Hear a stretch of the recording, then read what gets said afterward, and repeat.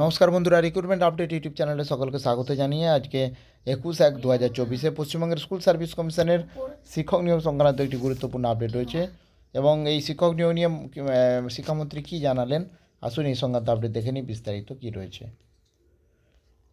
রাজ্যে শিক্ষক নিয়োগ ফের বড় দাবি করলেন শিক্ষামন্ত্রী। আদালতের নির্দেশ পেলে 7 দিনের মধ্যে নিয়োগ করে দেখিয়ে দেবে রাজ্য, এমনই দাবি করলেন শিক্ষামন্ত্রী। বিহারে পার্শ্ব শিক্ষকদের স্থায়ীকরণ নিয়ে প্রশ্নের জবাবে তিনি এই দাবি করলেন।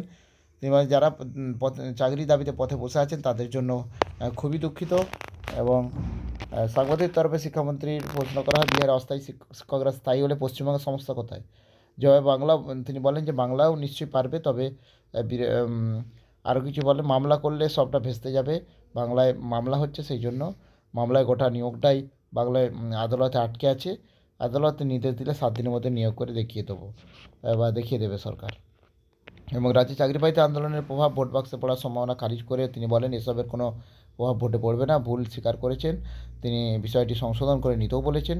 যেসব চাকরি প্রার্থীরা রাস্তায় বসে আছেন তাদের জন্য খুবই দুঃখিত এবং ওদের ওপর ভরসাটা রয়েছে, অন্য কোনো ভরসা নেই। এসএলএসসি চাকরি প্রার্থী 2 দফায় গিয়ে বৈঠক করেছেন রাজ্যের শিক্ষামন্ত্রীর সঙ্গে, ফলে প্রশ্ন উঠছে তাদের নিয়োগ পদ্ধতি কতটা এগোলো। এই বিষয়ে তিনি বলেন, তা নির্ভর করছে আইনি পরামর্শ ও সুপ্রিম কোর্টের ওপর।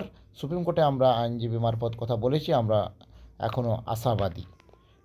প্রসঙ্গত হল, চলতি মাসে বিহারের প্রায় 20,000 অস্থায়ী শিক্ষককে স্থায়ী করেছে রাজ্য, এই বিহার সরকার, এবং আরও 50,000 অস্থায়ী শিক্ষককে স্থায়ী করা হবে বলে জানিয়েছে সরকার। পাশাপাশি 1 লক্ষের বেশি শূন্য পদে শিক্ষক নিয়োগ করা হয়েছে। তো যাই হোক, এই সংক্রান্ত আরও আপডেট অবশ্যই শেয়ার করবো, সঙ্গে থাকবেন এবং চ্যানেলটা সাবস্ক্রাইব করে নেবেন। ধন্যবাদ।